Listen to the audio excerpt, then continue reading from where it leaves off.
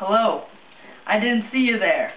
I was just catching up on my knowledge on Roman travel and trade. Roman trade is an absolutely fascinating subject of discussion.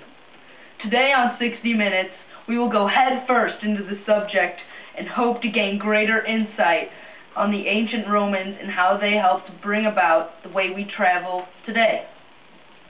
It has been once said, all roads lead to Rome. The Roman network of roads was truly amazing. The Romans were excellent road builders and harbor builders. Examples of harbors they built were Ostia and Portus Augusti.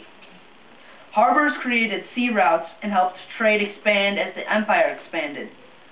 Sea routes and roads moved people and goods across the Roman Empire easily. The Mediterranean Sea and the Via Appia were the two most vital travel and trade centers in all of the Roman Empire. Originally, the purpose of Roman roads was to move the military from place to place quicker. Over time, roads became a focus point in the Roman Empire and were funded by the local and imperial governments. As the empire evolved, so did the roads. Milestones were erected at every 1,000 paces. By 250 BC, the Appian Way, and at least parts of it, were provided with the milestones. Other major roads were provided with the milestones by 14 AD. Bridges were erected throughout the empire, linking roads over dangerous waters and helping travelers get from place to place. Traveling by land was an exhausting way of transportation. To help assist the travelers, stations were set up every 20 to 30 miles.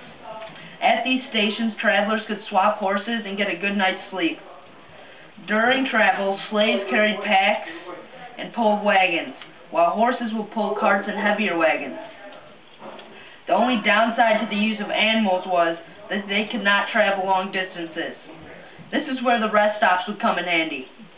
I will let our expert, Brendan Watts, tell you about travel and trade by sea.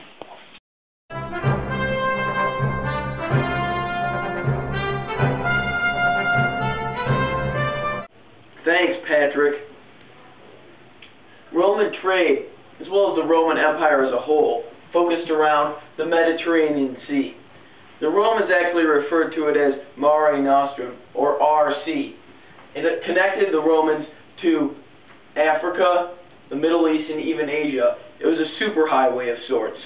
Connected them to the Parthian, Han, Xiongnu, and Kushan empires in Asia.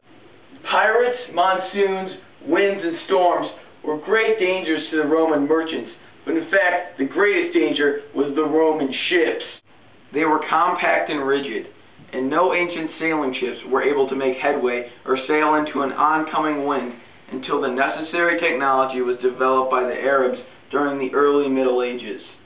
This meant that voyages from some ports to certain other destinations had to wait until the right time of year when the prevailing winds were in the right direction. Nevertheless, the Mediterranean still remained the most economical way to transport heavy goods. As you know, the most famous port in the Roman Empire was Ostia. Ostia was just 15 miles outside of Rome and was located at the mouth of the Tiber River. Many ships traveled between Ostia and the North African city of Carthage. Ostia, in fact, played a major role in the fall of Rome. If captured, Rome would lose their main source of food trade. In 409 AD, Alaric the Goth did just that, and the outcome resulted in famine, death, and eventually the fall of the great empire. Although it was used against the Romans in clever and daring military defeat, Ostia served them well for many years as essentially the meeting place of all trade throughout the empire. The Romans imported a variety of materials such as beef, corn, glassware, iron, leather, lead, silks, and spices. The people and nations that Rome dealt with relied on the Romans to provide safe and secure travel and trade.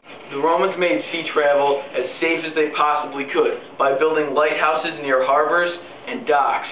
The Roman Navy also played a role in the protection of traders and travelers by making sure pirates stayed away from the trade and travel network.